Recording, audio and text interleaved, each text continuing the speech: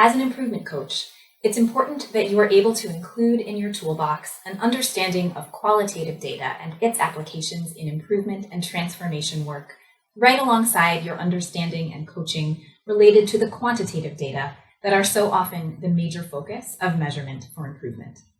And as with so much of coaching, there is no single formula for how or when to coach on qualitative data.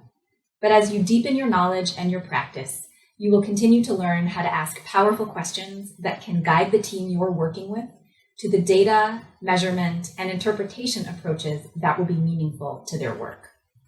First, a quick definition. Qualitative data are non-numeric, representing things that we cannot count. The goal of qualitative data work is depth rather than generalizability.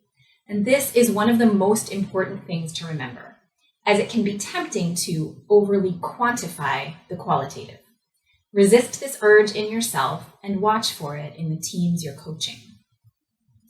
Remember that qualitative data can help to get a deeper understanding and learning of things like meaning, experiences, context, or culture of the improvement or transformation work.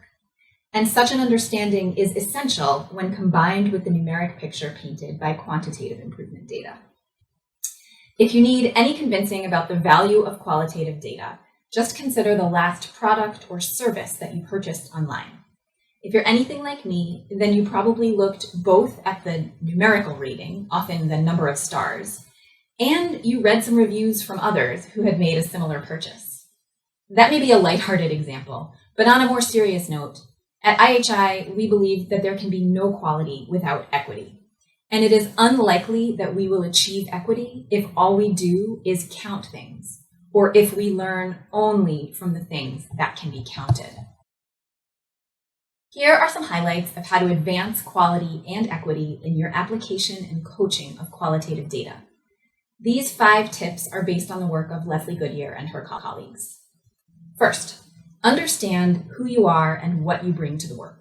There's really no such thing as objectivity or objective data or research. Our jobs then are to understand our biases and how they may affect our coaching practice, and then work to acknowledge and address them.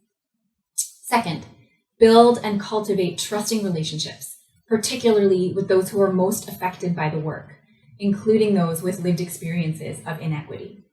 Again, this is not unique to qualitative data or even to measurement.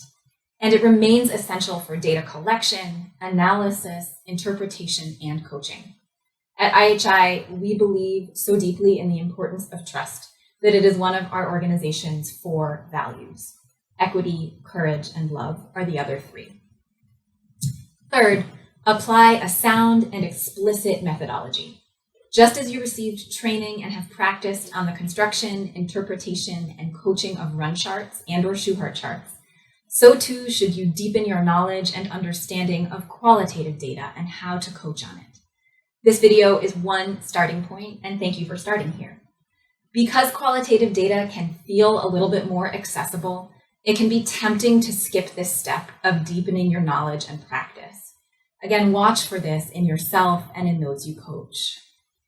Fourth, stay true to the data, remembering that the goal of qualitative inquiry is uncovering deeper meaning, not broad generalizability. Finally, apply qualitative data to foster learning. Again, this is true throughout improvement work and coaching practice.